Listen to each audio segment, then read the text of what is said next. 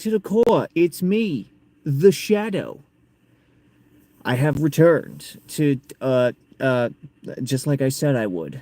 And, since it's 3 in the morning, my boys are going to be cyber stalking me. Hopefully. They need their beauty sleep, all right? They need their beauty sleep, all right? But racism requires a lot of energy, especially if they want to, one day go against the actual titan of the craft. You know, a man that I would, a man that I would not hesitate to say that I look up to, when it comes to being a racist. And if you've been if you've been watching the show for a little bit, you know who it is. I imagine that that certain somebody, is out there watching the VOD for this, and I will receive a message about it later. Whatever. But yeah, we're back. It's been about a week. As per the way I used to do this show, it is still July. I think that's just going to be a running joke this season. Is I'm just going to say what month it is at some point in the beginning of the episode. I've got some I've got some burps. I'm just trying to get those all out, so that way I'm not doing that while trying to light the cigar. Also, I noticed that I'm a little bit more visible this time. I think it's because, I don't know, maybe it was a little bit foggy out last time, or maybe it's because I parked in a slightly different spot and there's like there's one of those white LEDs actually behind me. No, because my right hand is still, the window here kind of looks the same, so I don't know, maybe it's just not as dark out tonight. That sounds really stupid now that I've said that out loud. Huh. I don't know. Also, did I think correctly?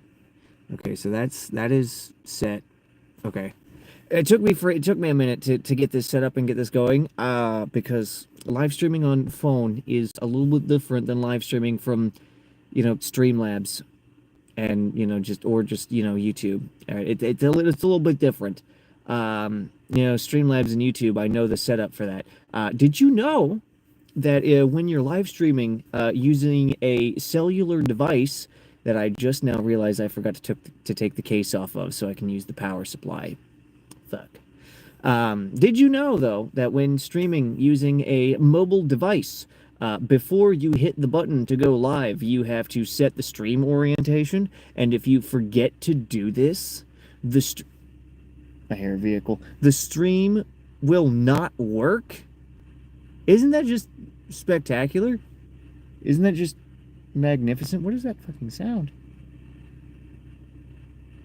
Alright, well, there's a noise out there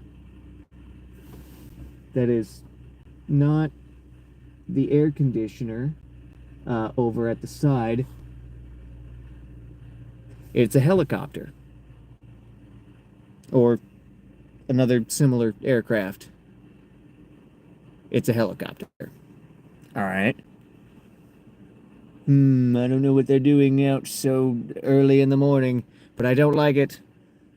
I don't like it. Anyway. I don't know. Let's get this thing lit up, though. And then I can start doing the rambling about things. I had the entire week to think about something to ramble about. And I proceeded to not do that for a whole week. So I came up with something kind of on the fly at work today, during my 9-hour workday. Sometimes my supervisor is really frustrating. But, hello, Mother. I'm just about to light. It is not hot and terrible today, so, in the brief flashes when the match lights up the whole car, you will not be forced to witness my decaying flesh. So I've even still got the jacket on, so, I didn't strip like last time. I've also got Mountain Dew this time instead of tea. And I figured out why the tea tasted sour. More on that after the lighting, because I did pre-cut this, and by pre-cut this I mean I cut it before stream. And yeah, I was gonna make a circumcision joke, but now I've completely lost it. I don't know. It'll come back to me. You know, yada yada yada, blah blah blah. The Jews stole my foreskin. Whatever. I don't know. This is got a really hard draw. This is got a really hard draw. So this is gonna be fun to smoke. Yeah, this is gonna be great fun.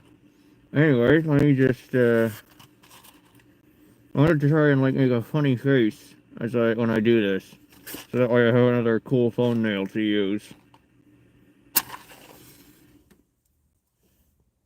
I look like I'm vaguely homeless.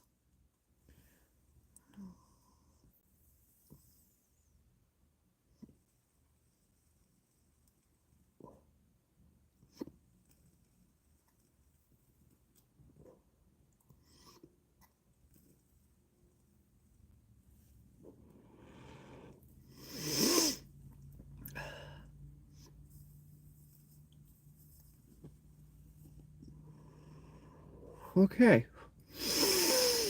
All right. All right. All right. We got it lit up. Mostly, I think. Hold on. I'm going to look at the camera when I take this next draw.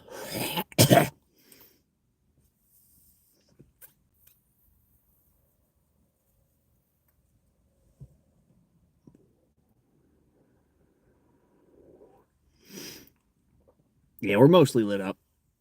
We're mostly lit up. So, let's do the tea thing first, because I did have a handful. I'm wiping my mouth here because I got a piece of tobacco on it somewhere. But there was a handful of things that I thought about for today. First things first, the tea. I figured out why the tea was sour. It's because it molded. So there was, there wasn't much left in it, but yeah, it molded. I drank mold last week on stream. So, yeah, that was neat. That was cool. That was fun. That was great. Great. Mold. Anyway, so yeah, that's why the tea was sour, is because of the mold.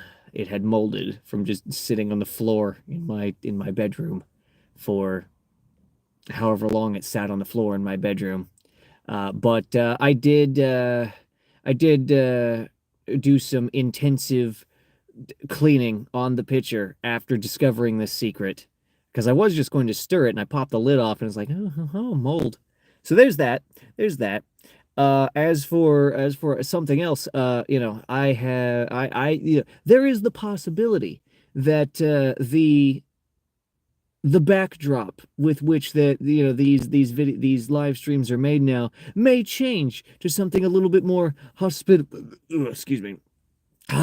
towards the viewing of my visage. I have my best lizard on it though, so that's pending. That's going to require some experimentation and also the acquisition of some hardware that I foolishly gave up. I'm also gonna probably have to shift my mattress slightly, but that'll be oh my god, that'll be something that comes up later.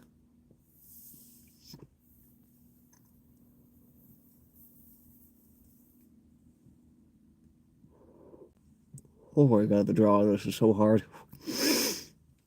Oh my god, the draw on this is so difficult. Anyway, but yeah, so that's the two primary things, or I guess that's the two small things. This isn't, those are the two things that I don't really have a rant about. Also not doing gaming has really made it so that I, have to, speak for time period for the time period while having a smonk. But I mean, I guess beforehand I would just like put Azure Lane on just to jingle the keys, but the jingling of the keys also distracted me, which is not good. I shouldn't, but hey, I mean, it's Azure Lane. And yeah. I mean, I guess one of the I guess if if the stage research works out, I guess we would play some Mecha Break while I have that is not going to be feasible because I don't like no hand smoking, but I mean if we're playing Mecha Break, I might just have to.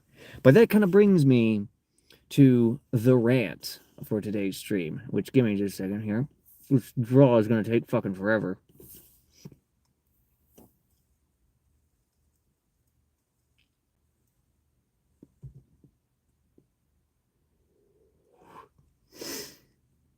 Oh, that is really good, and it's worth the hard draw. But yes, the rant. So, video games. A lot of people know of them. They are a relatively recent phenomenon in the entertainment industry. One might say its newest branch, perhaps. I don't know why I said that like I said the one part for the psychotic Mountain Dew alchemy video. But yeah, gaming, as in like video gaming, not gambling gaming. Although I guess with games like Snowbreak and FGO and Genshin and so many others, there is some overlap there. You know, for some of us, that's baby's first casino, and yeah, yeah. Anyway, uh, I don't know if I haven't been paying attention or if or if what I'm going to say in a few moments is correct, but it really seems like the past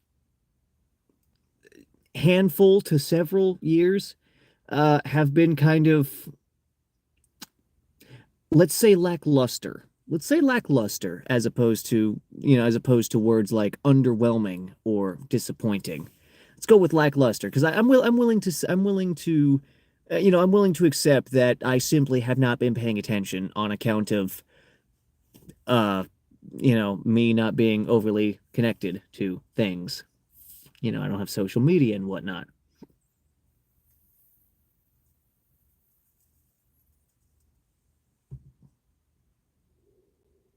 That is really good. Mm. But it seems like the past, number, Sulfur X years have been kind of lackluster in terms of games. There hasn't been any games that have kind of exploded onto the scene and just, kind of raged outward. I guess raged isn't the right word, but just, kind of exploded, just supernovaed even onto the scene and just took everyone's attention, you know. And to provide an example of a game that did supernova onto the scene and kind of grab everybody. Which example do I want to use here? Because there's a couple there's a couple that I'm familiar with that I could pick from, but let's just go with the easiest example. Because back in the day, some of you may have heard of a little game called World of Warcraft from back in the day, and how it just MMOs changed after WoW. You know, yeah, MMOs changed. They kind they kind of became different, and then around the Wrath of the Lich King times, or I guess around the end of Wrath of the Lich King, that was, let me put it this way, right? WoW was so big that because WoW is bad now, MMOs are basically dead. And it kind of sucks. That kind of sucks. That one game was so was just so big on the scene that by itself it killed a genre by just becoming bad. And some of you might be thinking, "Oh, GZ, you're an idiot. WoW isn't bad. WoW, you know, I don't know. Maybe that's a bit cruel, but Wrath of the Lich King was the best era of WoW, just period. All right. If you want something empirical to kind of go with that, I'm pretty sure, I'm pretty sure Wrath still had like the most people, playing the game, out of all the expansions. I could be completely wrong about that. I could be making shit up. But it just feels like Wrath was where it's at. And after that, MMO, Cataclysm came and that kind of sucked because it was different. Um, and then, it just seems like things got kind of worse. And, MMOs as a whole just kind of also got worse. And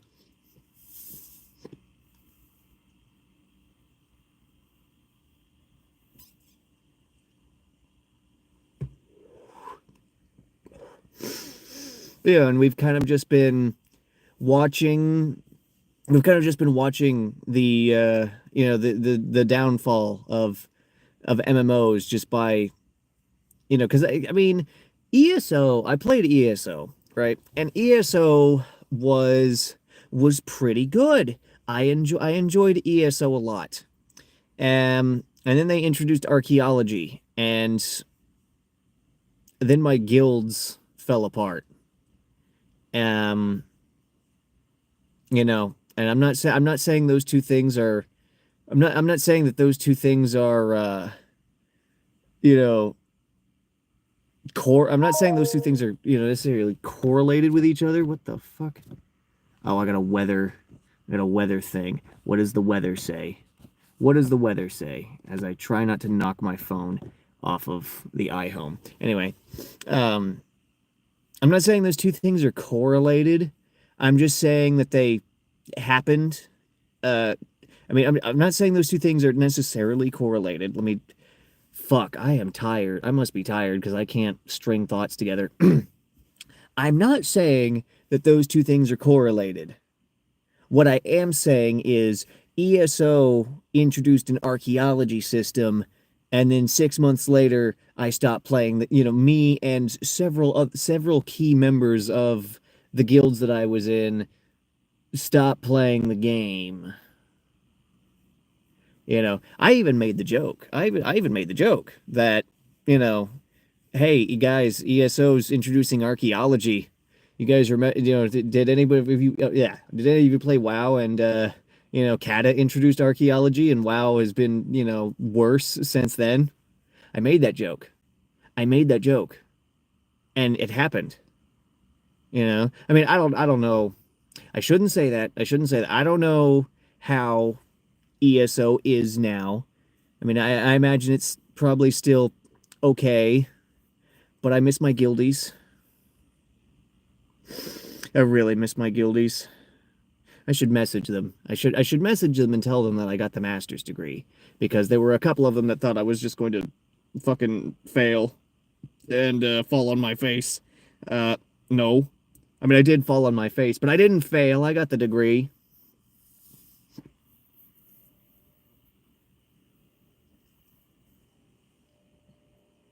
Oh, I got the degree. Fuck you, Kelf. I didn't cry once.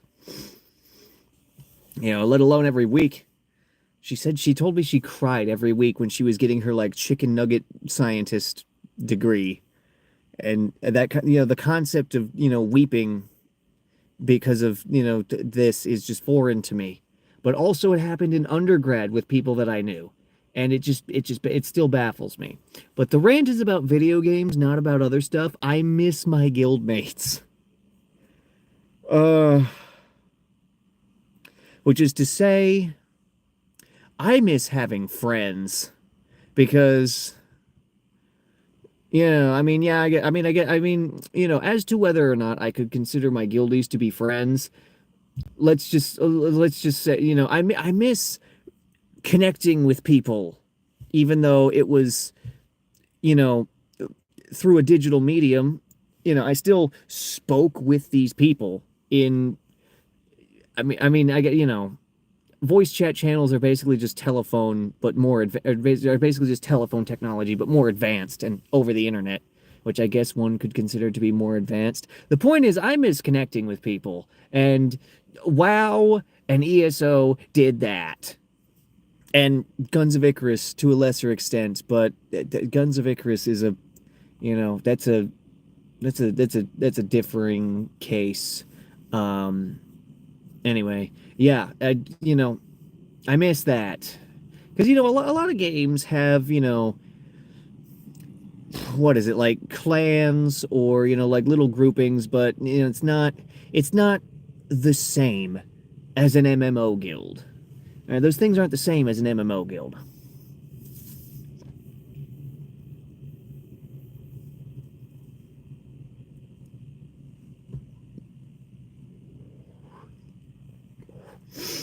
Nowadays, since MMOs are basically dead nowadays people are more interested in gathering around, fucking gathering within the shadow of, some streamer, as opposed to, just g- gathering, gathering around their common interest in a game, because the way guild stuff I guess, for lack of a better term, kind of works is you join the guild, and because you're basically part of like an organization, I guess, for lack of a better term, to do stuff in the game.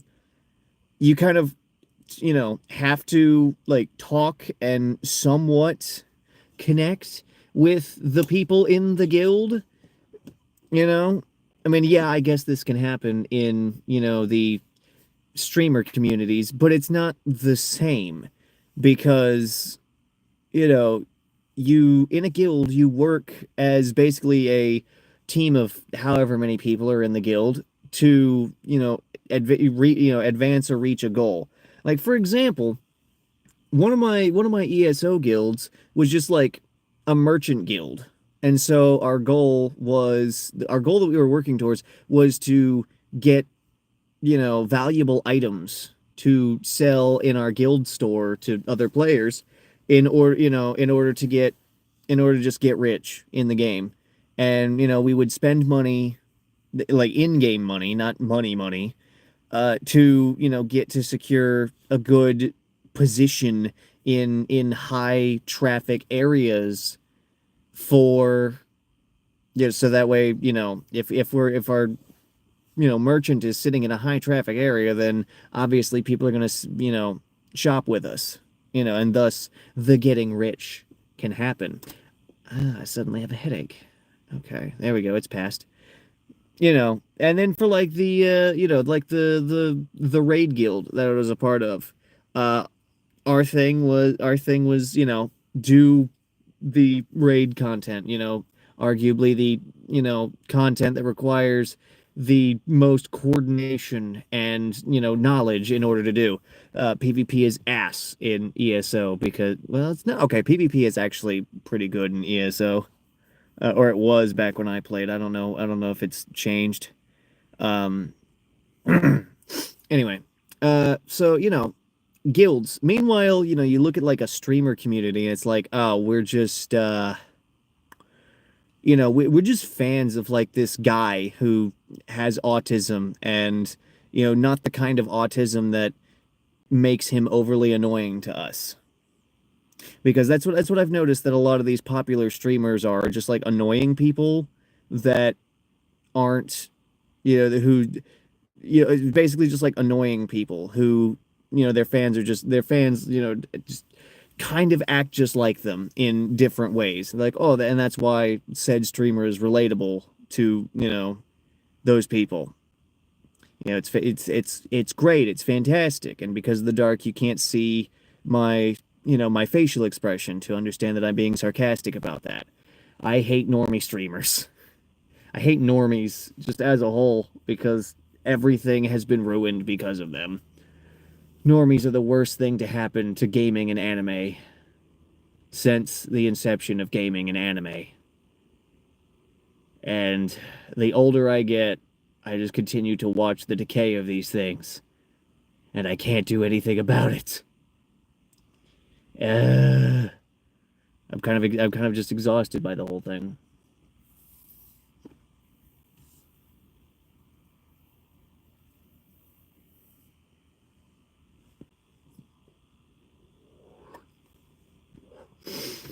However, however, to circle back to the original point here, uh, you know, previously, I mean, I guess I still think that, but anyway, the circling back to my original point, I think that this year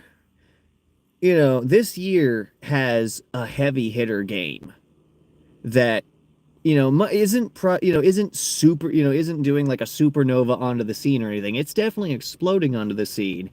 And, maybe it's just because I'm, getting out and trying new things, or, maybe it's just because of some other reason that I'm not going to sit here in silence and think about.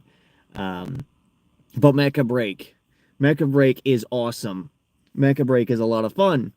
And, I realize that from a technical standpoint, it's a hero shooter, which is, you know,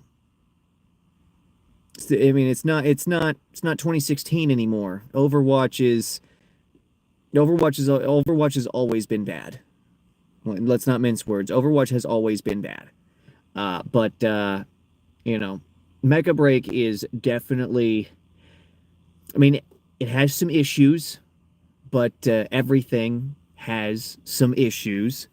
It's just a matter of whether or not the developers would seek to fix these issues. And as for what Mecha Break's issues are, that depends on who you ask. For me, I haven't really encountered any as of yet. Some people might say, "Oh, well, the meta is bad." The meta in every game is bad, just because you either can't do it because because it requires you know some sweating, or it's some kind of ridiculous like high skill cap thing. The meta is always going to be viewed as bad by the people who either don't do it or do the meta. I mean, the people who do the meta and hate it kind of I kind of give them some props because at least they see, it seems like they might understand why it's bad because they do it. But the people who say they're too principled to participate in the meta and they hate it, they just hate it because they don't want to sweat to do it. Which I know it sounds like I'm kind of denigrating those people. I'm not. But at the same time, look, any game with a competitive aspect is going to have a meta. And there are people who will invariably view it as bad, which is not the correct thing to do. If it's just a matter of, oh, I don't want to do it because it's like cheap, as in, kind of, what's the word? Kind of cheesy. Okay, fine. Yeah, that's just bad game design. If it's something that requires like a high skill level, that's different. All right, that's potentially good game design. It's most likely good game design. But people always complain about the meta. I mean, shit. Yu-Gi-Oh has been Yu-Gi-Oh has been a tumor for 20 years. All right, it's not getting any better. It's not getting any better. Yu-Gi-Oh can't go back. Unfortunately, I guess they could technically, but that would require Konami to ban over half the cards, and they're not going to do that because money printer.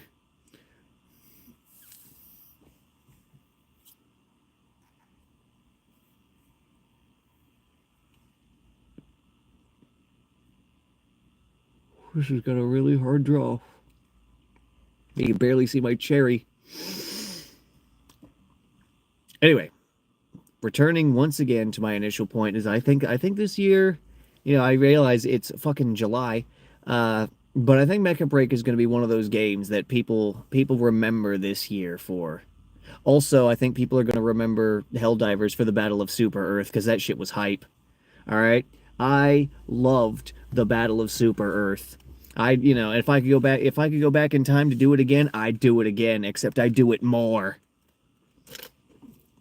I would dump more time into Helldivers to participate in the Battle of Super Earth because that was awesome. All right, those city maps were awesome. I mean, I guess they still are really cool. The city maps are still really cool.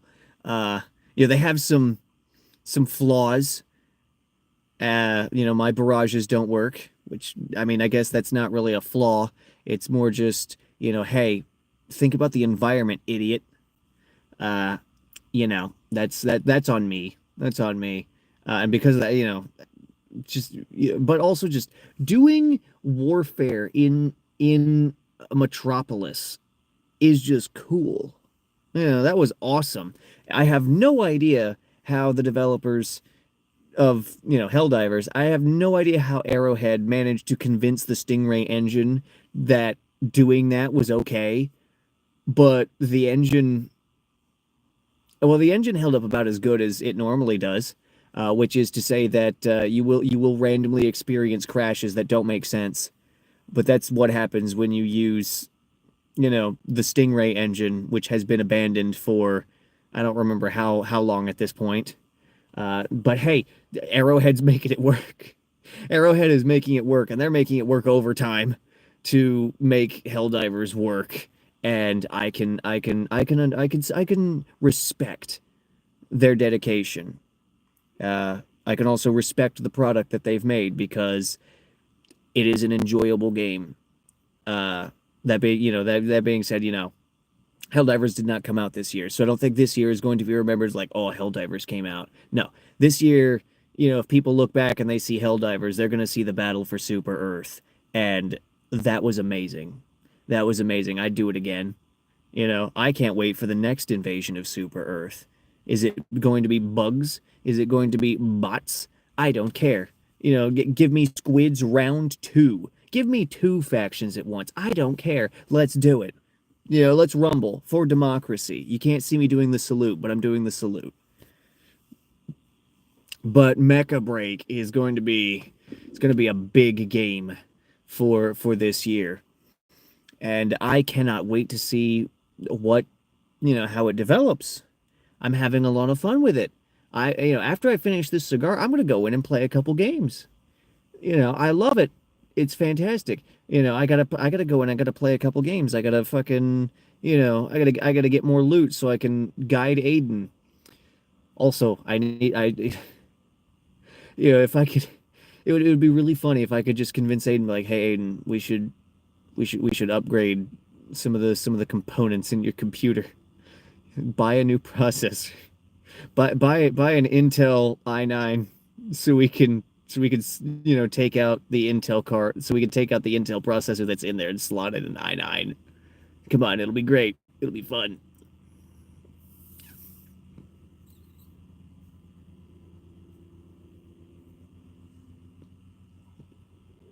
Hayden, buy a new graphics card so I can upgrade your computer for you. So that way you don't experience some of the weirdness that you experienced during gameplay the other day. All right. And it's really funny, playing that game, just how Aiden and I gravitated towards not the same, but extremely similar mechs. Aiden decided to go defense, which is kind of funny considering. No, it makes sense. It makes sense that he would gravitate towards defense. Meanwhile, I gravitated towards offense. It's really funny that, on the surface, you'll look at us and you'll see similarities abound. But then you look closer and you see the subtle differences that, will in fact prove to you that we are not the same person. We are in fact two different people, just massively overlapped. You know, I play, he plays and has, I guess he didn't play Metal Gear Solid. I don't know. I don't know if Aiden has actually played Metal Gear Solid. He knows Metal Gear Solid. And I don't really. I only vaguely understand it, you know, just as hit me kajingles intended. Meanwhile, I understand uh uh fucking borderline, H-rated gotcha games, like Snowbreak. I guess Snowbreak really isn't borderline enough. What is the Azure Lane? I had to learn Navy stuff in order to I had to acquire an extremely basic understanding of naval terms in order to wrap my head around Azure Lane. And now you know now I can't now I can't play games on my computer because of the risk of certain Azure Lane desktops that you can download from their website popping up. You know, I don't want to get jump scared by one of the Azure Lane desktops from their website. They have some insane they have some insane stuff you can download just from the website. Mm, okay. You know, Jesus.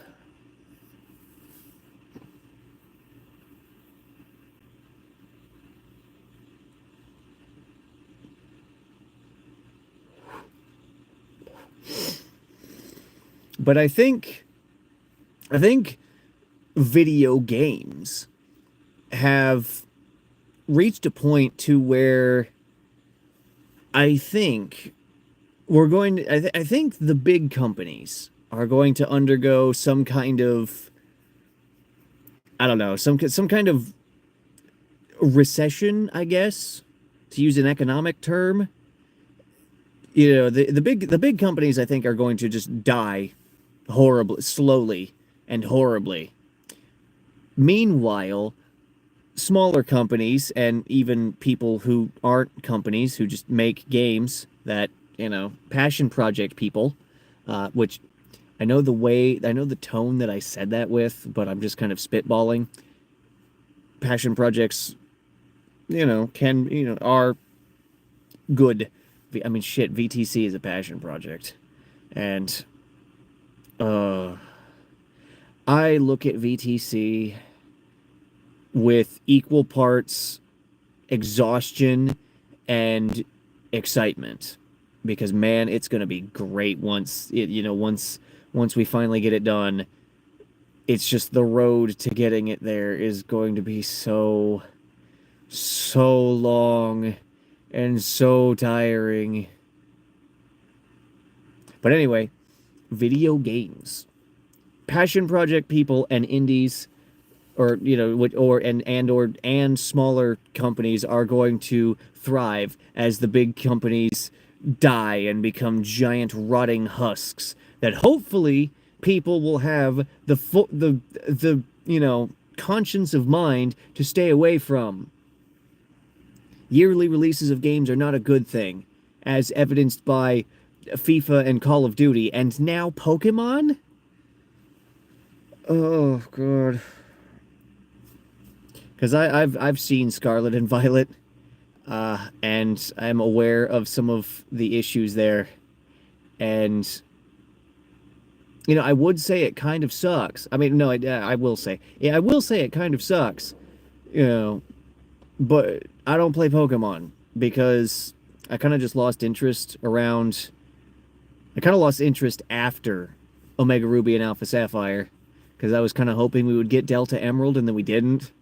I also realized that the way that they do that with the two different versions and then the third version is kind of a scam. But I don't care. Diamond, playing Diamond and Pearl at the same time because I got them when I was a kid, and then Platinum coming out, and it's basically just play. I basically played the same game across three different versions, and I played multiple times through those versions. I don't care. All right, Sinnoh. I thought Sinnoh was fantastic, and maybe it's because of nostalgia, but I love Sinnoh. I love Sinnoh. I can kind of understand why people like Kanto so much because I love Sinnoh so much. I just wish more ROM hacks would use Sinnoh. I wish more ROM hacks would not, just be stuck in Kanto. That kind of sucks because, Kanto, everybody play all the big ROM hacks are seemingly in Kanto. I get, we get it. It's the first region. It's kind of been played to death. Give us, I mean, hopefully there's some for Johto. And okay, hold on. I'll remember this because let's see. Kanto, Johto, Hoenn, and Sinnoh. I think are all great in different ways.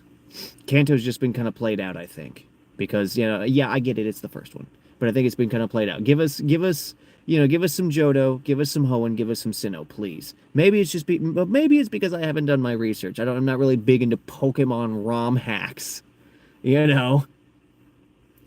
But come on, it's exciting, and those are to return that to my previous point rather. Those are passion projects. Those ROM hacks. There was one that I saw. What was it? It was like Emerald. It was called, what was it? Like it was Emerald Legacy. I watched a video on it and it seemed fantastic. Yeah, hey, did you grow up playing Pokemon Emerald as a kid? You can't see me really pointing at the camera because I'm a silhouette. I am the shadow. Here's a harder version, but harder in like a fair way, which is really cool. Hey, you're an adult now. Play Pokemon like a man, not like a child. I'll still play Pokemon like a child, all right? There will be no stat boosting moves on my Pokemon. Only attacks. We only attack in my household. And I understand that I am not necessarily in the minority for that one. All right, I also understand, yeah, I'm playing Pokemon like a child, but who cares? It's Pokemon. It's for kids. It's fine. I thought X and Y were way too easy, though. The EXP share not being a held item anymore kind of sucks. Hey, you could turn it off, which was good. I did not use the EXP share when I played X and Y because, it made it too easy. And even without it, it was too easy.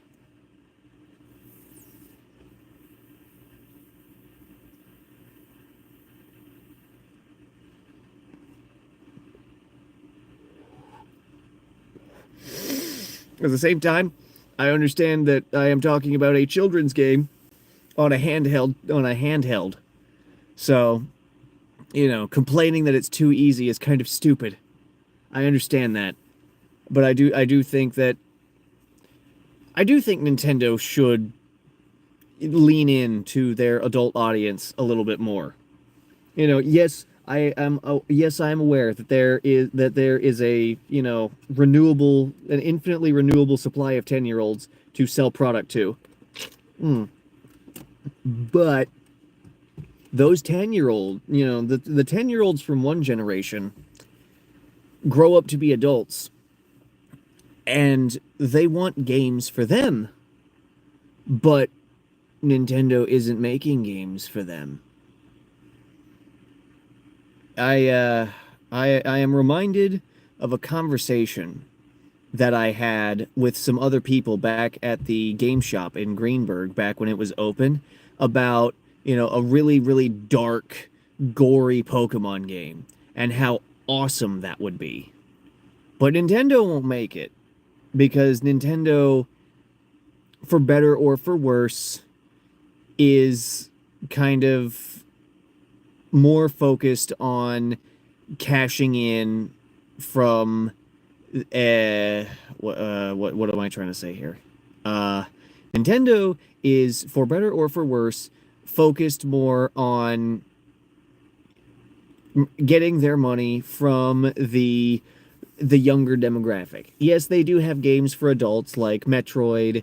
I guess Metroid you could say is for teenagers and up. Whatever. Zelda. Mario's kind of an all ages kind of game. But still kind of, I mean, yeah, I guess it's kind of all ages. Whatever. Nintendo's more focused towards like younger audiences, which again, for better or for worse. But that's where people, making passion projects come in. Because I've seen some ROM hacks that have been pretty dark, and that's refreshing. That's nice. That's lovely. I like that. You know, somebody that vehicle that just passed has a headlight out. I got pulled over twice in one night. 50 feet away from each other because I had a headlight out. That was funny. I got issued a warning by a state trooper, and then as soon as myself and the state trooper kind of disengaged with each other, I traveled not much distance at all before a local cop pulled me over, and I could tell, he ran my license plate and saw that the state boy just pulled me over, and he, said, "Hey, I didn't realize that he just pulled you over," and it was a brief interaction. I didn't even have to, it wasn't even a full interaction.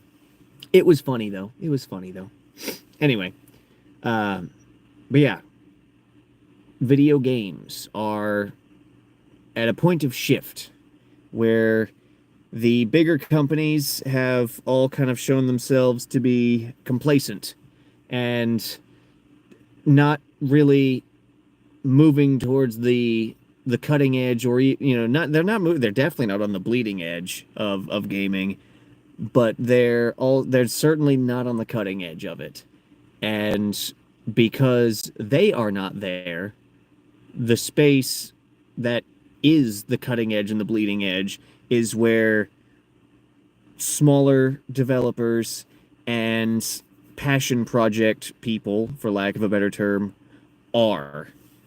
And people are noticing this at different rates, and they are taking their time, their interest, and insofar as the companies are interested, their money towards that direction. And I think it's good, because the cutting edge and the bleeding edge is where we're going to get the cool stuff. Is where I mean, it's gonna have there's gonna be a lot of misses, but there's gonna be some hits too. It's gonna be great, you know.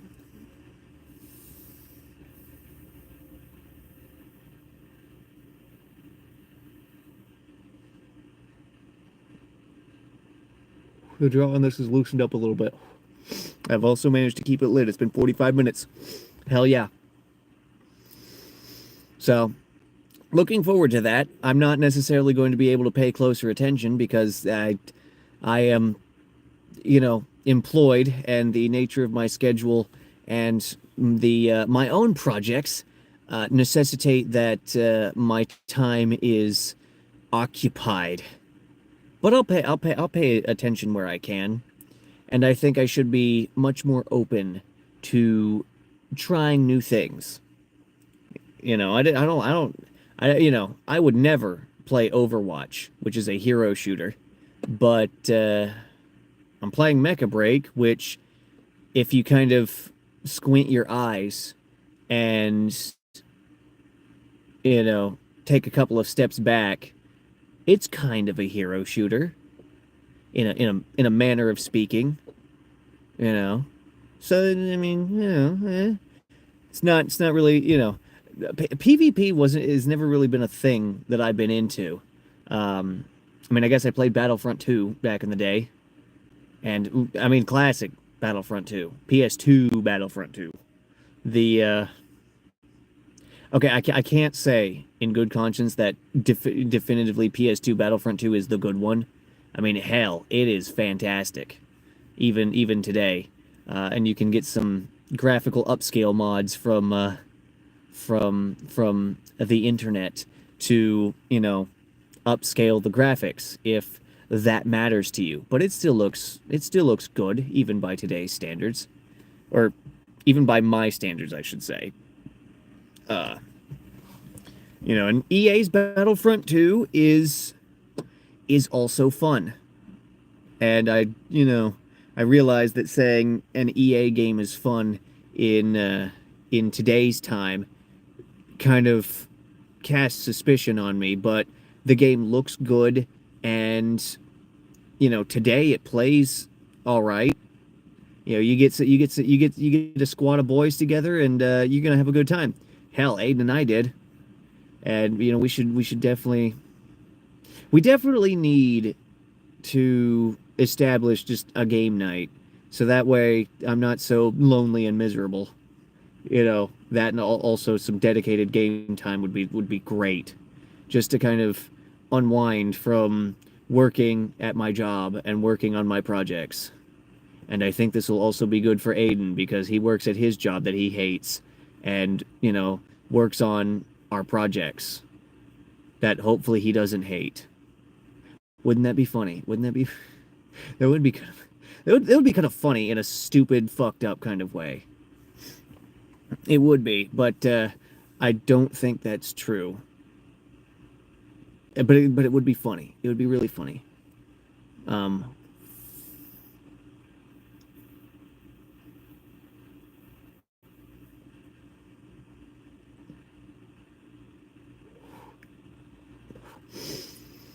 so I need to do more gaming and not doing my gotcha dailies. Those don't count.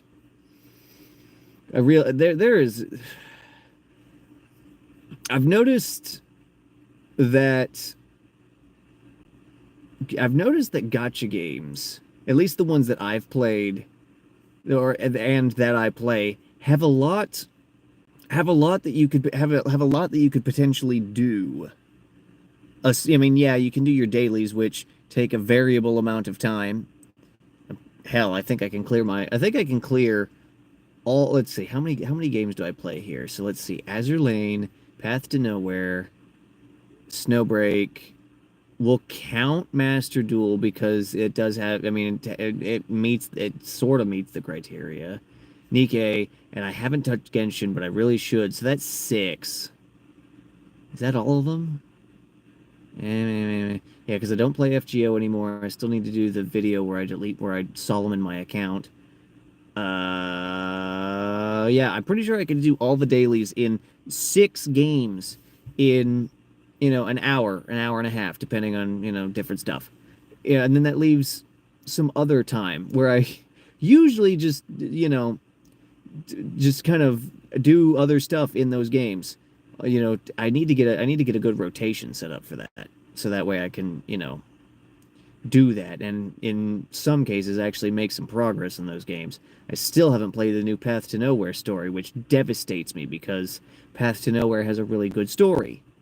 Uh, I need to get caught up. I need to, try to catch up with Nikkei, but that one's going to be like a sit down. That one's going to be a real sit down. Genshin is going to be weeks of sit down to do that because catching up on all the story and stuff, and then also just the monumental grind that I set for myself for that game, which I crave. But at the same time, I also know it's going to be a sit down, and I don't really have the time. I need a vacation. I need a vacation. I gotta talk to my boss. Be like, please, I need a week off. Don't we get that every 4 months? I've been working for 7 months at this job. Shouldn't we have vacation time? Could I please have a vacation? It'll be the first real vacation I've taken since 2016. Please. Just a week for me to sit at the apartment and play and just grind my fucking face off and then come back to work refreshed and with fresh progress made. I'll feel really good about it. I'll feel really good about it. It'll be nice. Uh, and I mean, if I, given how I grind, I'd get it done in 3 days. If I'm given 7 days to, get everything oriented and caught up, it would take me 3 days. I mean, with obvious, the obvious in-game limitations aside, I would be able to make the progress that I need to make to be quote unquote caught up in 3 days, and it would be magnificent. Hey, shit, let's see. Until the update comes out tomorrow for Snowbreak, I'm caught up. See, Path to Nowhere, I think a chapter behind. Nikke, I think like a dozen chapters behind. Genshin, I'm a whole region behind, region and a half at this point. Which, fuck. Uh, Let me think. Let me go through this. Azure Lane, I still need to finish. I still need to get. I think chapter 16. I just need to get. I'm in chapter 12, and I just haven't touched it. I haven't touched the story, which sucks. I haven't touched the main campaign, I guess, which sucks. I'm too busy fucking grinding whatever event. Like the event right now isn't even that great in terms of, grind for rewards. I did get Bismarck's Y on the last one, and ooh, yeah, baby. Yes. Yes. But yeah. Let's see what else. Master Duel, I just need to grind. I need to pound out solo gates and get out of fucking bronze. Oh. Let's see what else. Yeah, Snowbreak we're caught up until tomorrow. Uh,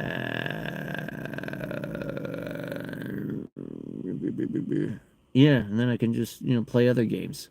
You know, I recently finished the Helldivers Mobilized Warbond in Helldivers. So, I can still grind medals for all the other Warbonds I have unlocked. And then I can get on that super credit grind to unlock the rest of the shit. And then be right back where I started with, having a whole bunch of Warbonds unlocked and, a bunch of nonsense that I still need to just pound out.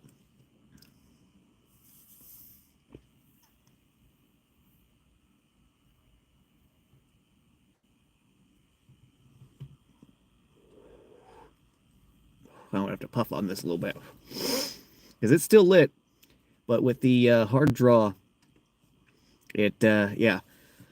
So yeah, 3 days to get the gotcha games reoriented, and then I'm just gonna be playing whatever I feel like. If I want violence, we're gonna be playing Mecha Break, and we're gonna be playing Helldivers.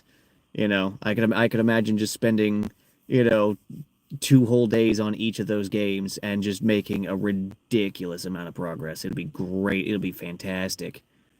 You know, I just need to, if I was going to take a week off of work to do this, some things would need to be done.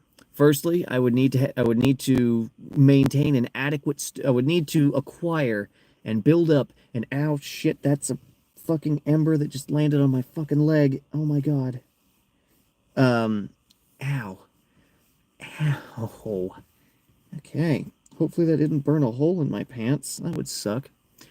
I would need to build in order to prepare for this, I will need to build up an adequate stockpile of Mountain Dew in order to sustain my decaying flesh and also prevent said decay. I would also need to, just stockpile food somehow so that I don't have to leave the apartment and I can take really short eating breaks, 2 or 3 times a day just to maybe, I mean, depending on how badly I screw up my sleep schedule, maybe 4 meal breaks. Real short, 30 minutes tops, and then we're back on that grind. It would be fantastic. A week of just gaming would be fantastic. And also, since it would be the first vacation that I've taken in 10 years, almost at this point, it would feel really good to just not work. It would feel really good to just not work and not have to think about work until, the last day of my vacation, right before I have to go back to work and suffer. But, whatever. Gaming. Gaming.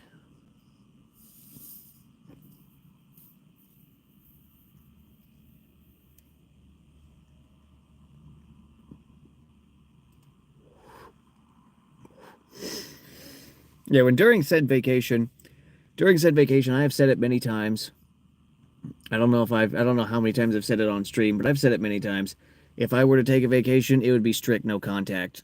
It's like nobody I know, everyone that I know, don't talk to me. Don't even think about talking to me. All right, I am I am diving into into the worlds that I have neglected, and I'm gonna get back to where I want to be. Don't talk to me. All right. I don't care. I you know this is this is my penultimate recharge after what probably will end up being just 10 years of dead battery. This is going to be the ultimate recharge, and it will be magnificent. So hopefully I can get some time off. Please. Please. Sooner rather than later, please. I don't want to go 10 years without a vacation, but that's what it's going to be. Hopefully we don't go past that, and hopefully after I get a vacation it doesn't, take 10 years to get another one. Oh, oh, that would be devastating. That would be devastating. I am in despair just thinking about it.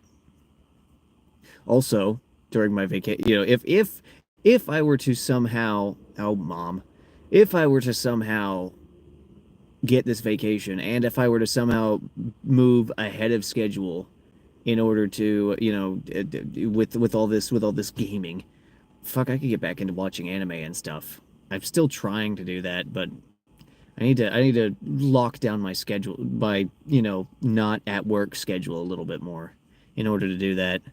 I keep trying to do anime Sunday, but it keeps not working out. And I think and mostly it's just because I don't want to, I want to play games. So I need to discipline myself more in those regards. Hold on. I'm going to stick my hand out the window, see if it's raining. It is not raining.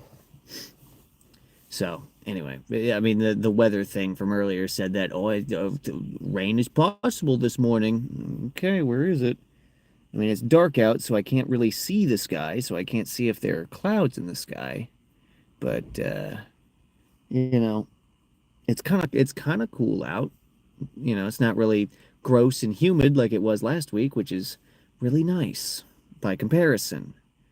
It's still not okay. I shouldn't say it's still not great. This is pretty good weather in terms of in terms of just the temperature.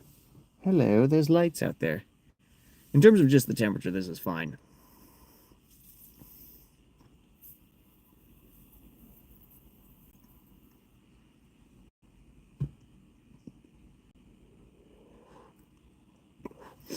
I think I've smoked through I mean, this still has a hard draw on it, don't get me wrong, but you can more adequately see the cherry now, and also the part where it's actually just burning.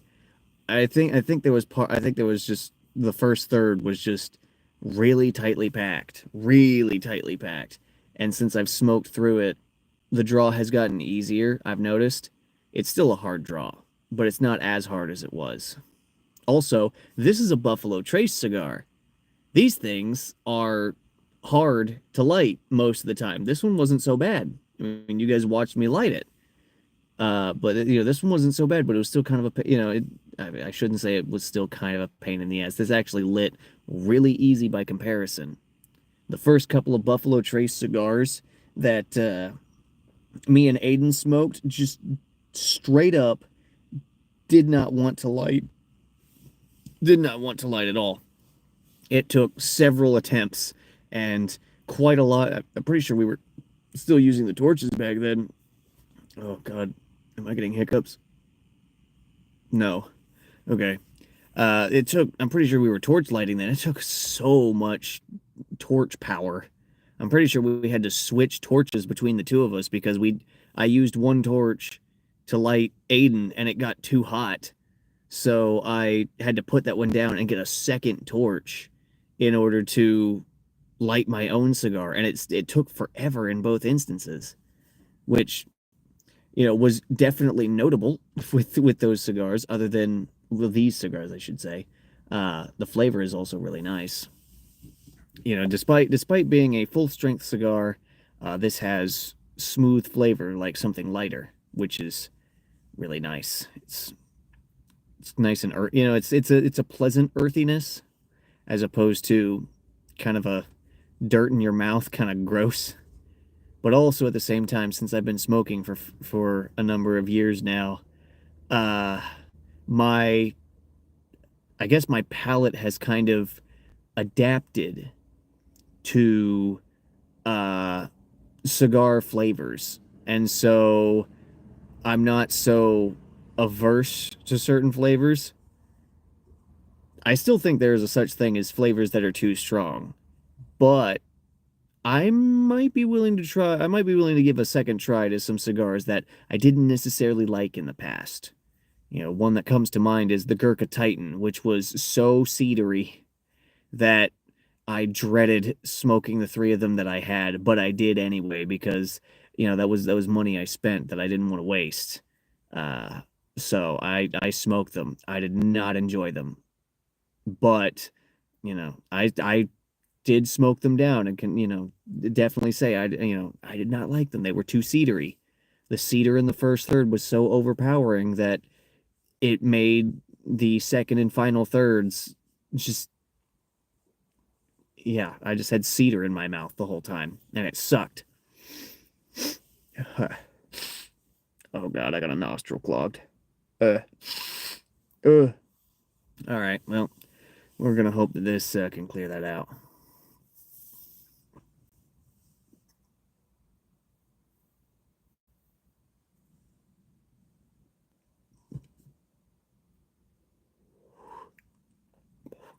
Oh yeah, this is definitely a lot easier now. My draws are faster, which that's how you can tell that the draw is easier. I don't have to draw as slowly to you know to get it smoking. You know. Ugh. All right. Well, I had the gaming rant. That was an hour. That was neat. That was cool. That was fun. With our associated tangents, what else should I talk about? What else should I talk about? Oh yeah. So I guess we can. I guess kind of in relation to gaming, we can shift over to the tabletop side. I guess. VTC. This is where I talk about VTC. Oh, we're working through the classes to make the classes for the game. We've got fucking 40. We've got over 40, and we probably got about half of them to either at or around iteration one. And so, some of them are beyond iteration one. Pretty sure we're on Bulwark 5, but Bulwark 5 I think is in a really good spot now, which Bulwark 4 was Bulwark 4 was the ultimate tank, but you couldn't do anything else. You couldn't do anything else but soak damage. Uh, Attacking just didn't yield any results, and yeah, so that kind of sucked. Bulwark basically just wanted you to multi-class into something that could attack. Now we've improved their defenses in we basically spread their defense across several different areas so that way different situations that could compromise you won't compromise you completely. And switching to a shield combat method for their offense, which isn't the best but it's not supposed to be, is better. uh and you know Also, I guess in relation to this, it seems like Aiden's roommates aren't, so hesitant to interact with me of their own accord anymore, which is great because in the past, it seemed like they were petrified to be alone in a virtual chat room, in a voice call with me without Aiden there. It seems like they were quite avoidant of that. And after what, like 3 years at this point? Aiden will correct me later if that's wrong. They have finally, at last, warmed up and will now speak to me without using Aiden as a middleman. It's really good, and they're contributing now because I guess they want to, which is really cool because that means that I don't have to do so much work by myself, which is really good. Yeah. Hell, they're even running campaigns without me, which is great because that means I can do work in the background while they're doing campaigns, or I could play games while they're doing campaigns. And you know, if I'm not present and I don't have to be present, then that's good stuff. And I've told them that if they're in campaign and I'm just kind of doing work in the background because I know what time they're doing campaign, yeah, I can do hot fixes or I can answer some questions if they summon me.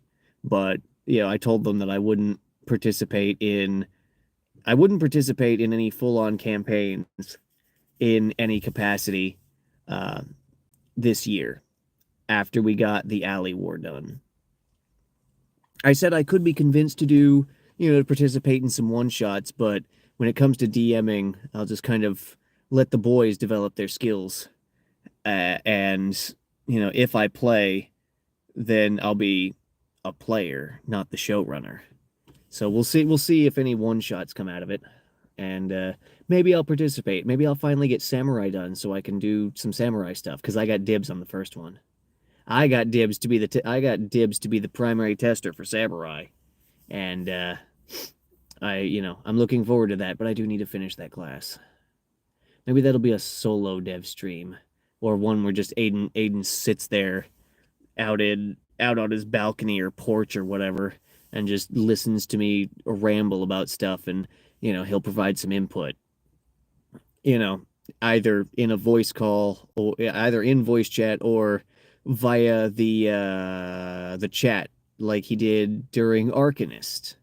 Yeah, Arcanist was a magic heavy class, so that's not really Aiden's thing. Samurai is an ability class, so he would be less hesitant to contribute there.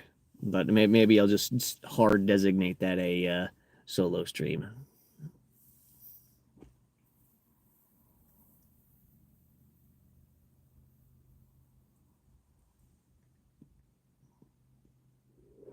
I let that go a little bit long, didn't I? Still burning. We haven't had to do a relay yet. And yes, I will say that out loud, knowing full well that that could, jeopardize, this streak that we're on with it. Maybe, maybe after, doing these live streams for a year and then taking, half a year off to not do them, and then do we just do the second one after that half year break? Maybe I've finally gotten the smoking rhythm down, or maybe this cigar is just being really generous to me with with the smoking rhythm of the live stream. I don't know. It really doesn't seem like I've been sitting out here for an hour and 15 minutes, but I guess I've also just been kind of rambling and not looking at the timer much, you know, which is fine, which is, I think that's good because I mean, the timer isn't the live time isn't even really a timer. It's just more, hey, you've been sitting out here for an hour and 15 minutes. But hey, I've been just kind of rambling the whole time, which is really nice. I remember the old rambling videos that I did on this channel years ago, and I stopped doing that because live streaming is the thing to do now, and this way people can kind of pop in and interact and whatnot, or just sit there and listen to me just kind of go on and on and on about whatever comes to my mind. Which, for whatever comes to my mind, let's return to VTC. It seems like half the classes have a gigantic subsystem that needs to be done in order to consider the class, up to iteration one. And oh my God. You I've said this multiple times before. I don't know if I've said it over many times on stream, but when it came to this undertaking, I, and I think Aiden as well, did not really anticipate the amount of work that this would necessitate just in terms of mechanics. This is to say nothing about the lore, which we kind of build passively, but just mechanics. And there are times where we seemingly just intentionally just make it worse, just make that workload heavier. rubbing my eyes because it's just tiring to think about, but it's good. I enjoy it. I enjoy it nonetheless. For example, one of the times where we've seemingly intentionally made the workload heavier is we figured Aiden and I figured up an entire, astrology system to to bolt onto the barbarian power set.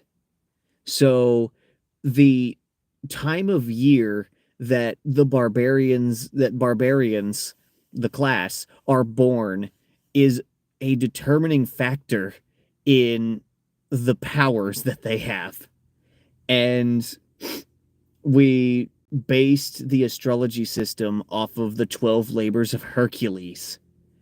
And this was just passive, this was active lore creation, but it was just an idea that I had that I shot to Aiden, and he kind of just said fuck it, and then we worked on it, just worked on that. It's not finished because of course it's not, you know uh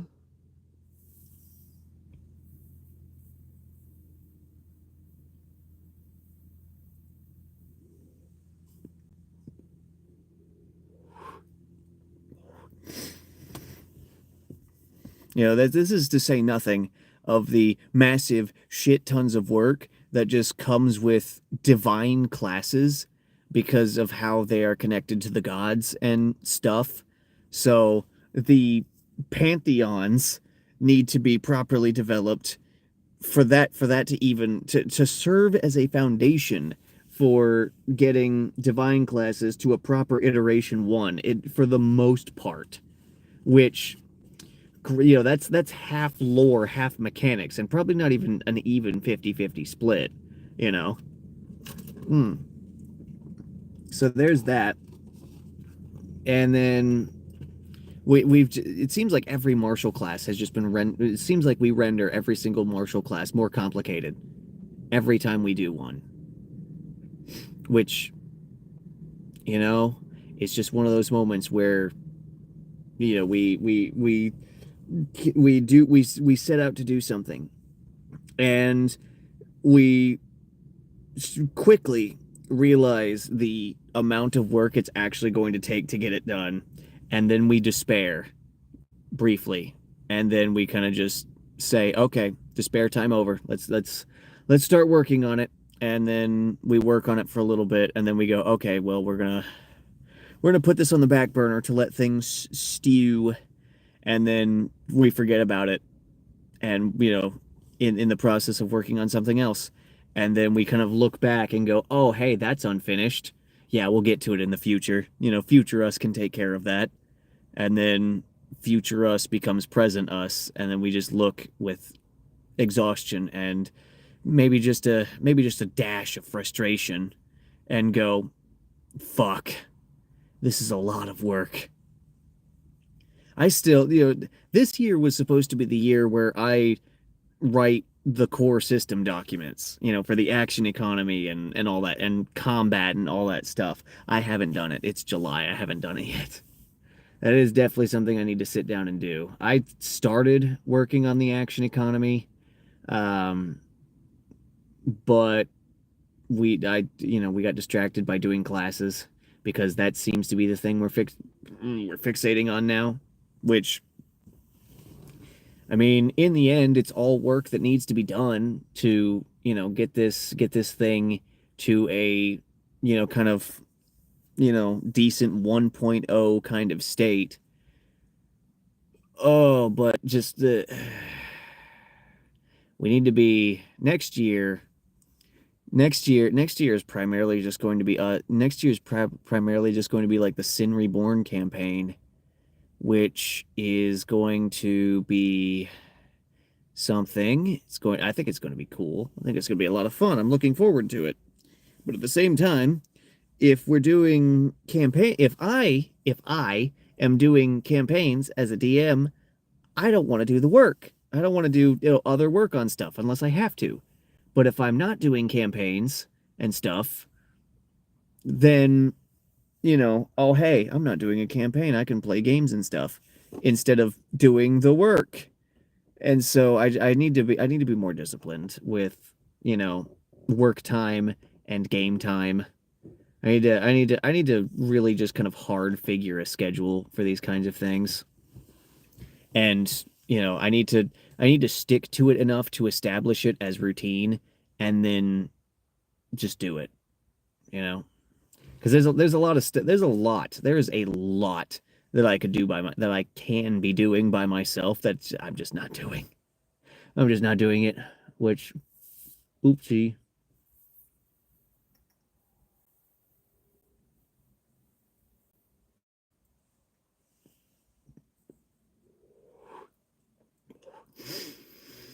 So, I'll try to get that established this year with the, rest of it that I have left.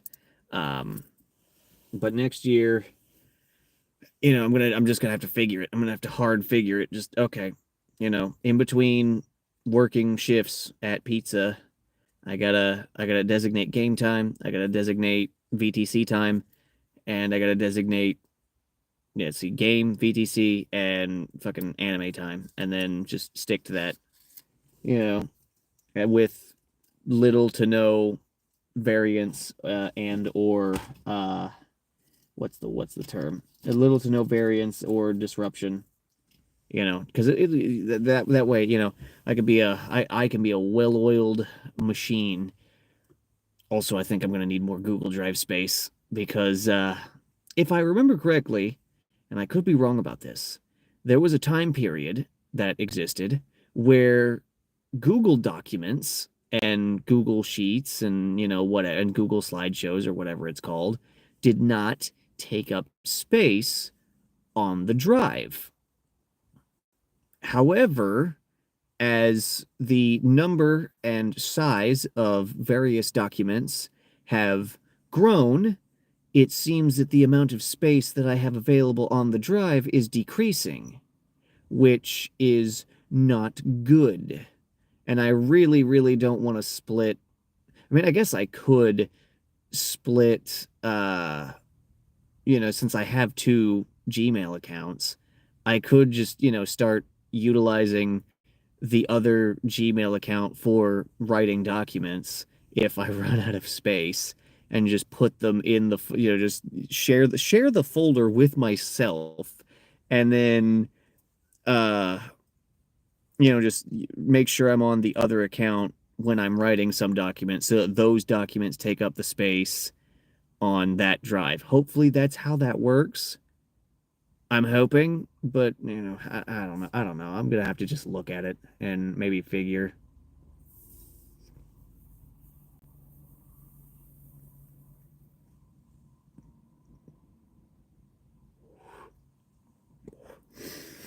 Because I don't want to have to pay Google for more space.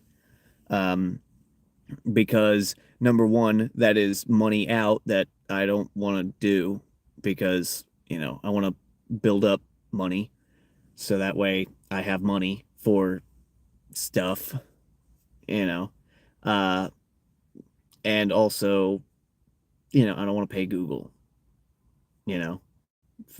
Google makes enough money, okay? All right? Google makes enough money. So I don't want to give them more. I don't want to give them my money, you know. So it's just something I need to there's a lot of things I need to figure out and establish and get done. Oh, but I always tell myself, "Oh, I'll do it next week. I'll figure it out next week. I'll figure it out tomorrow." And then tomorrow gets here, and then I think, "Yeah, I should do that." And then I don't, which is I think pretty common amongst different people, you know, just seeing the list of things that you need to that you assign yourself and then it doesn't get done. It's awesome. I love that trait. I just need to be more strict. I need to be more strict with myself when it comes to getting things done. And doing those things. My one nostril is still clogged. Okay, wait. Yep, no, it's still clogged. That's great.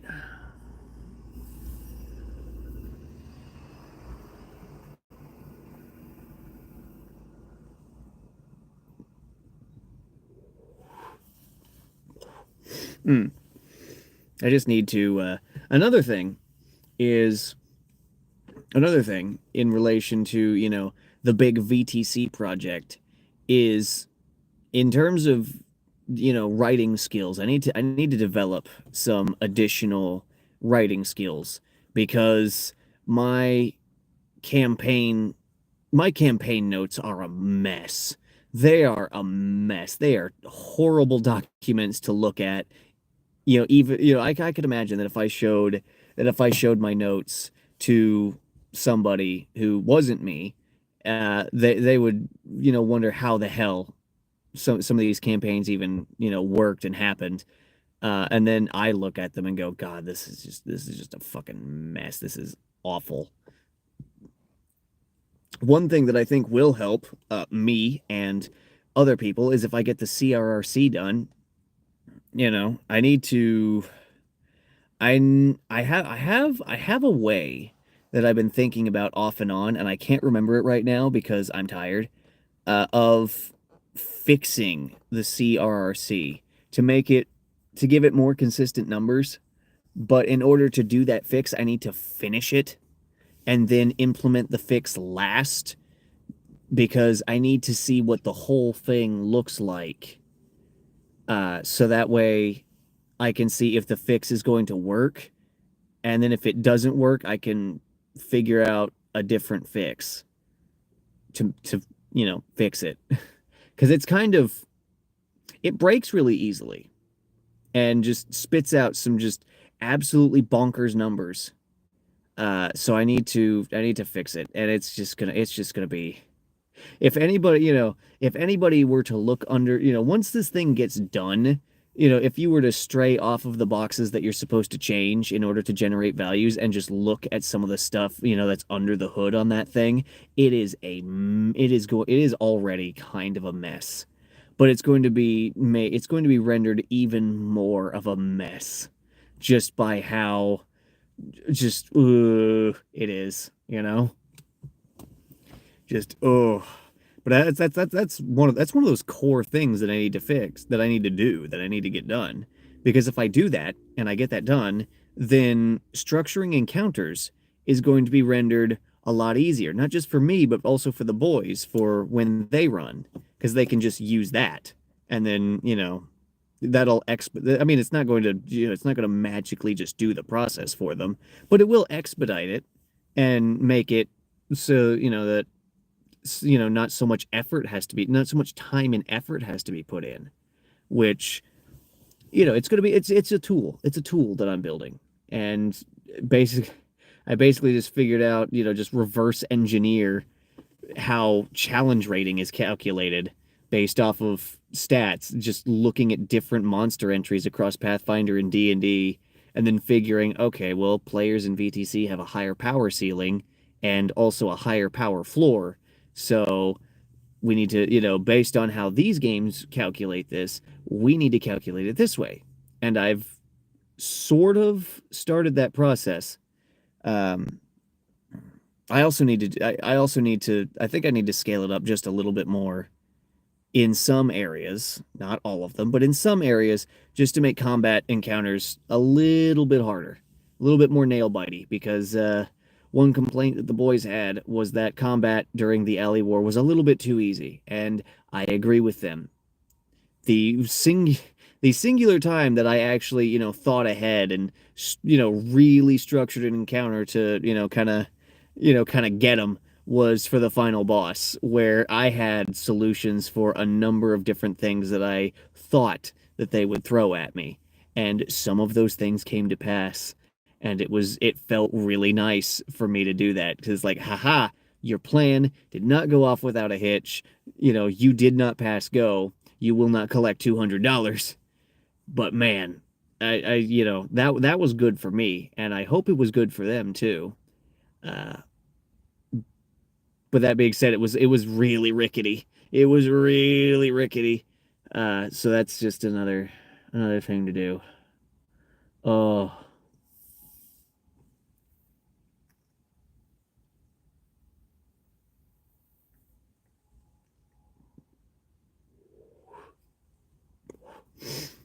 Another thing that needs to get done is skills.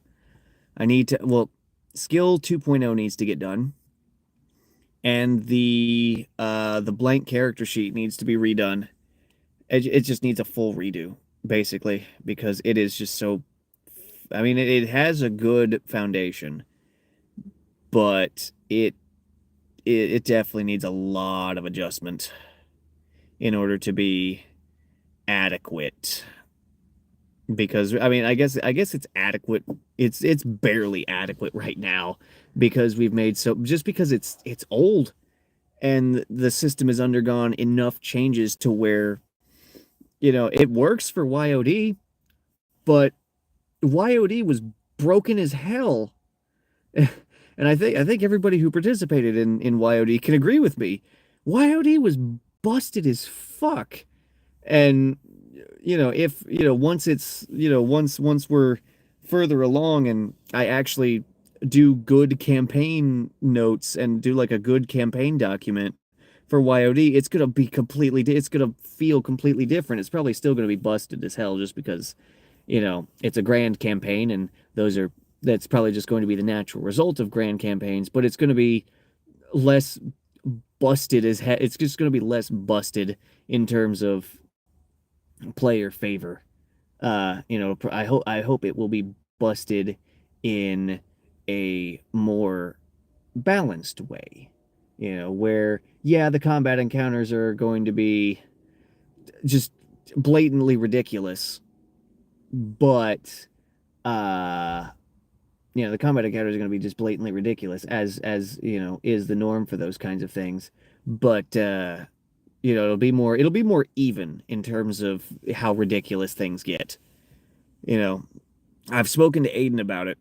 I said to him that once we get things kind of established and in a good spot, we should reenact the final boss fight for YOD just to kind of see, I mean, I guess we'll be going off of memory for the most part for how we remember it going, but just kind of comparing and contrasting based off of memory. Just go, oh yeah, this played out differently. This was neato. Giving them the buff round was a mistake. Oh my God. Doing a buff round was like a free buff round was a mistake, especially since I didn't do it for the bosses. I should have done it for the bosses, but I didn't do good enough prep work for that, and so that kind of sucked. So definitely, I think we'll not do the buff round, the free buff round. Your buff round will cost, you know. Uh, but if I keep the free buff round, the bosses are going to do it too, as so that way again to balance the ridiculousness between you know players and myself. You know.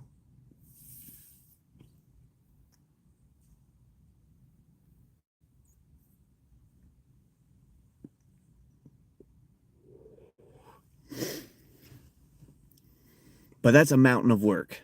That's a mountain of work I just rambled off. And it sounds like a few things. It sounds like, a couple of things, but those couple of things are foundational. And because they're foundational, their importance is really can't be understated. And because they're foundational, that means everything else is built off of it. And so that foundation needs to be exceptionally solid.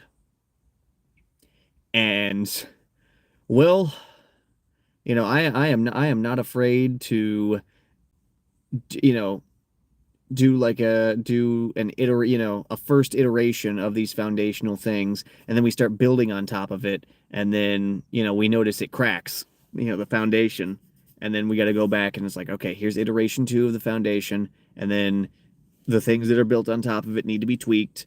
And then for a while it's probably just going to be this back and forth of, okay, do foundational stuff, okay, that's done. Do build off of foundation, okay, we did that. All right, foundation has cracked. All right, go back and tweak foundation to fix crack. All right, cool, done. Tweak things built on foundation after, so that way, because things are going to shift slightly. Okay, did foundation, at that point the question becomes, did foundation crack again? If yes, repeat process. If no, continue to build until foundation cracks again. And after a certain point, we'll start reaching points to where, okay, foundation did not crack, but dependency cracked. Okay, adjust dependency, and then foundation might crack again. In which case, okay, repeat process, and just it's there'll be a growing complexity to it, and many hours spent contemplating how to fix crack, and many more hours then tweaking based off of changes to fix crack, and then observing if a crack is formed somewhere else. I don't anticipate that VTC is going to be a perfectly balanced game, much like how D&D 3.5 and Pathfinder are not balanced games. They're not perfectly balanced. But at the same time, I also don't want to encounter the same flaws as 3.5 and PF1. I think PF2 is way too restrictive. It's way more balanced, but the cost for that was more restriction, and I'm not a fan of that. I understand that there is a give and take when it comes to that, but I want to restrict the players in terms of their choices as little as possible, so that way, we can have some there's always going to be a couple of funny character builds that just kind of just bust shit and invalidate certain encounters. And at that point, it kind of depends on your DM being smart, being crafty, and being knowledgeable to kind of hot fix it with rule 0 in order to still sustain the fun and even the challenge, if that is something that is desired. But it's going to be a lot of work. It's going to be a lot of work. But it has to be done, and more importantly, it has to be started. So that way, because if I don't ever start doing this stuff, then it's never going to get done. Or somebody else will do it, and that'll kind of kick my ass into action.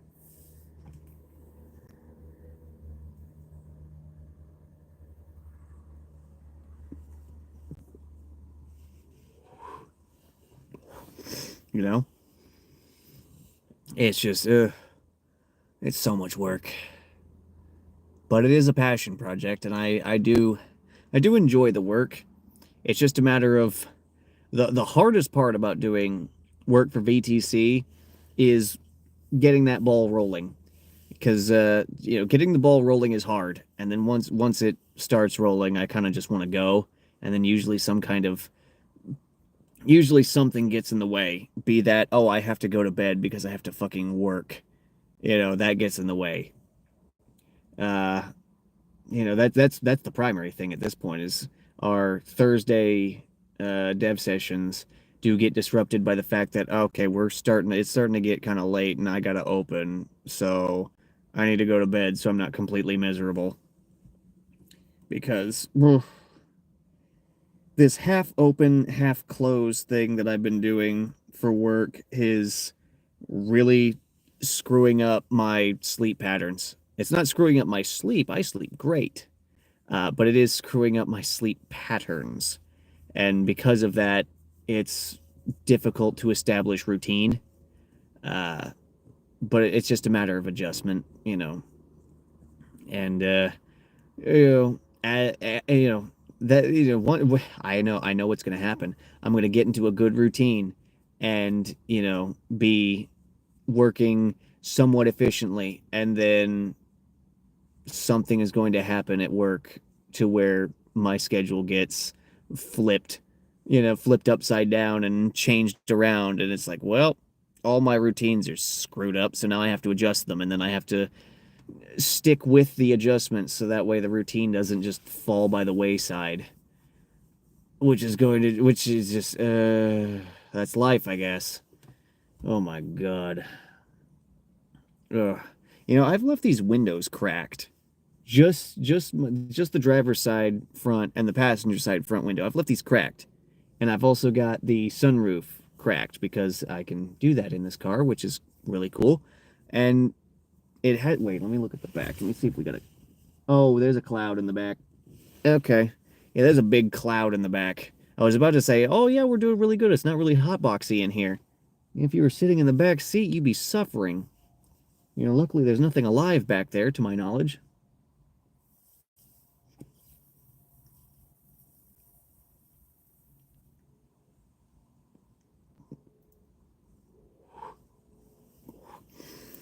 Sitting in the dark, you know, in my car like this, I fully expect a cryptid or something to, you know, just appear.